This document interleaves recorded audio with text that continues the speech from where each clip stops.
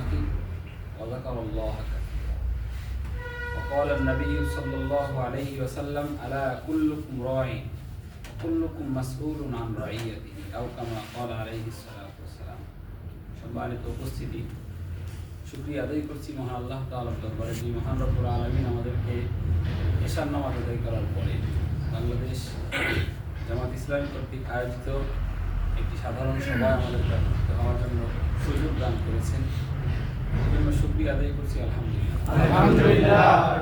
এখানের মধ্যে এরকম হয়তো অনেকে আছেন বাংলাদেশ জামাত ইসলামীর নাম শুনছে কিন্তু তাদের কোনো প্রোগ্রামে কোনোদিন অংশগ্রহণ করার সুযোগ নেই। আর এই নামটা এমন একটা নাম, সাধারণ অনেক মানুষ এই নামের মধ্যে নাম শুনলেই তারা ভয় পায়। কিন্তু সত্যি বাংলাদেশ জামাত ইসলামী তারা কি চায়, তারা কি করে? তারা কারো কাছেই তেমন কোনো কিছু চায় না। তারা চায় সবার সহযোগিতায় আল্লাহ তাআলার দ্বীন আল্লাহর জমিনে প্রতিষ্ঠা করতে। তাদের স্লোগান, গুরুত্বপূর্ণ স্লোগান হলো একটা, আল্লাহর আইন চাই, সৎ লোকের শাসন চাই। বলেন তো এই চাওয়াটা কি অপরাধ? না। আমরা সেটাকে অপরাধ আমরা মনে করছি বা অনেকে মনে করে। আল্লাহর আইন এবং সৎ লোকের শাসন পৃথিবীতে যদি না আসে, পৃথিবীর মানুষ ইবাদত করতে করতে ইন্তেকাল করবে, হায়াতের শেষ সীমা পার করবে, কিন্তু সত্যিকারের যেই শান্তি মুমিন মুসলমানদের জন্য বিশ্বনবী যেই রেখে গেছেন সে শান্তি কোনোদিন পৃথিবীতে আসবে না। কিনা বলেন? ঠিক। আল্লাহ তাআলা রাসূলুল্লাহ সাল্লাল্লাহু আলাইহি সাল্লামকে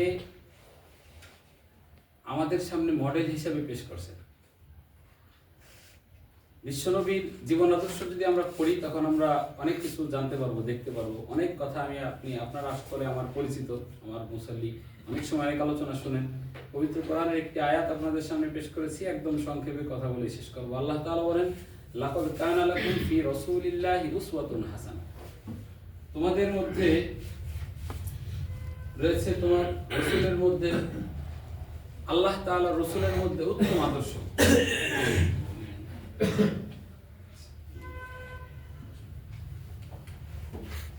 আল্লাহ তাআলার রাসূলের মধ্যে আছে আমাদের জন্য উত্তম আদর্শ। তোমাদের জন্য উত্তম আদর্শ আছে রাসূলের মধ্যে। কি আদর্শ রাসূলের মধ্যে আছে? আমরা এটা খোঁজার জন্য কোনোদিন চেষ্টা করিনি, আলোচনা কিন্তু অনেক শুনছি যে রাসূলের মধ্যে আছে তোমাদের জন্য উত্তম আদর্শ। লিমান কানা ইয়ারজুল্লাহ ওয়াল ইয়াউমাল আখির ওয়া যাকারাল্লাহা কাসীরা। এই আদর্শ আবার কারা গ্রহণ করবে, কারা এই আদর্শ নিয়ে চিন্তা করবে, তাদের একটা বৈশিষ্ট্য আল্লাহ তাআলা পরবর্তী অংশে বলেন, যারা আল্লাহ তাআলার প্রতি আশাবাদী, যারা আল্লাহ তাআলাকে অধিক পরিমাণে স্মরণ করে, সেই মানুষগুলাই রাসূলের আদর্শ গ্রহণের চিন্তা করবে, রাসূলের আদর্শ নিয়ে একটু ফিকির করবে। রাসূলের মধ্যে এমন কি আদর্শ আছে যে আদর্শ আল্লাহ রাব্বুল আলামিন আমাদেরকে গ্রহণ করার ব্যাপারে আদেশ করেছেন, যে সর্বোত্তম আদর্শ আছে রাসূলের মধ্যে। তাফসীর যদি আপনারা দেখেন তখন আপনারা দেখবেন আল্লাহ রাব্বুল আলামিন এই আয়াতটি নাজিল করেছেন আহজাবের যুদ্ধের সময়। আমরা যদি ওই আয়াতকে খুব সাবলীল ভাষায়, সহজ ভাষায় সব জায়গায় বলি, রাসূলের মধ্যে আছে উত্তম আদর্শ। আর সেই উত্তম আদর্শ বলতে আমরা স্বাভাবিকভাবে টুপি, দাড়ি, জুব্বা, পাঞ্জাবি, মিষ্টি খাওয়া সুন্নাত, মেসওয়াক করা সুন্নাত, এরকম কিছু বিষয়কে আমরা উত্তম আদর্শ হিসেবে অনেক সময় পেশ করি, অনেক সময় মনে করি। অবশ্যই এটা উত্তম আদর্শের বা উত্তম একটা নমুনার প্রতীক, একটা নিদর্শন, এতে কোনো সন্দেহ নেই। এই ভালো জিনিসগুলো অবশ্যই রাসূলের কাছ থেকে আমরা পেয়েছি। রাসূল সাল্লাল্লাহু আলাইহি ওয়াসাল্লাম এটাকে পছন্দ করতেন। কিন্তু এই উত্তম আদর্শ দ্বারা আল্লাহ তাআলা কোন আদর্শকে আমাদেরকে গ্রহণ করার ব্যাপারে রাসূলকে মডেল হিসেবে দাঁড় করালেন? যুদ্ধের সময় এই আয়াত নাজিল হয়। কিছু সাহাবায়ে কেরাম রাদিয়াল্লাহু আনহুম আজমাইনদের মাঝে আমাদের যেরকম চিন্তা চেতনার মাঝে মাঝে মাঝে পরিবর্তন হয়। অর্থাৎ এই যে আমি শুরুতে যে কথা বললাম যে জামাত ইসলামের নাম শুনলেই অনেক মানুষ ভয় পায়, অর্থাৎ টেনশন হলো জানের ভয়। জানের ভয় পৃথিবীতে ছিল না এমন কোনো মানুষ নেই। বিশ্বনবী মুহাম্মদুর রাসূলুল্লাহ সাল্লাল্লাহু আলাইহি ওয়াসাল্লাম যখন নবুয়ত প্রাপ্ত হন, জিবরাইল আলাইহিস সালাম সর্বপ্রথম যখন ওহী নিয়ে গারে হেরায় রাসূল সাল্লাল্লাহু আলাইহি ওয়াসাল্লামের কাছে আসে। আপনারা জানেন রাসূল সাল্লাল্লাহু আলাইহি ওয়াসাল্লাম জিবরাইলের সাথে মোলাকাত করার পরে, মুআনাকা করার পরে রাসূল সাল্লাল্লাহু আলাইহি ওয়াসাল্লাম ভয়ে একবারে দুর্বল হয়ে গেছিলেন, শরীরে কাঁপ শুরু হয়ে গেছিল। খাদিজাতুল কুবরা রাদিয়াল্লাহু তাআলা আনহাকে বললেন যে তাড়াতাড়ি করে আমাকে কম্বল দিয়ে ঢেকে দাও, তিনি কাঁপতেছিলেন সেই সময়। আমি আশঙ্কা করতেছি আমি হয়তো ইন্তেকাল করব। তাহলে কেমন ভয় রাসূল সাল্লাল্লাহু আলাইহি ওয়াসাল্লাম পাইলেন জিবরাইলের মোলাকাত পাওয়ার পরে। তিনি আশঙ্কা, ইন্নী খশিতু, তিনি এভাবেই বলছেন, ইন্নী খশিতু, আমি আশঙ্কা করতেছি, ভয় পাচ্ছি।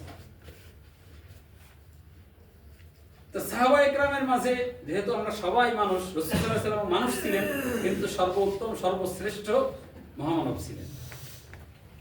এই মানব সুলভ কিছু ভয় সাহাবায়ে কেরামের মাঝে কাজ করেছিল যে যদি সামনের দিকে যাই তাহলে আপনার বিপদ আসতে পারে। এজন্য সাহাবায়ে কেরাম কেউ কেউ একটু আগে, কেউ কেউ পিছনে, অর্থাৎ পিঠ বাঁচানোর যে পদ্ধতি সেই পদ্ধতিকে গ্রহণ করার জন্য কেউ কেউ একটু মনের মধ্যে আসতেছিল। আল্লাহ রাব্বুল আলামিন সেই সময় আয়াত নাযিল করলেন যে তোমাদের জন্য রাসূলের মধ্যে আছে উত্তম আদর্শ। রাসূলুল্লাহ সাল্লাল্লাহু আলাইহি ওয়াসাল্লাম তায়েফের ময়দান থেকে শুরু করে যখন কোরআনের আয়াত নাযিল হয়, দাওয়াত শুরু করেন, তায়েফের ময়দান থেকে শুরু করে বিশ্বনবী কাফের মুশরিকদের জুলুম এবং নির্যাতনের শিকার হয়েছেন, দিন থেকে পিছপা হন নাই।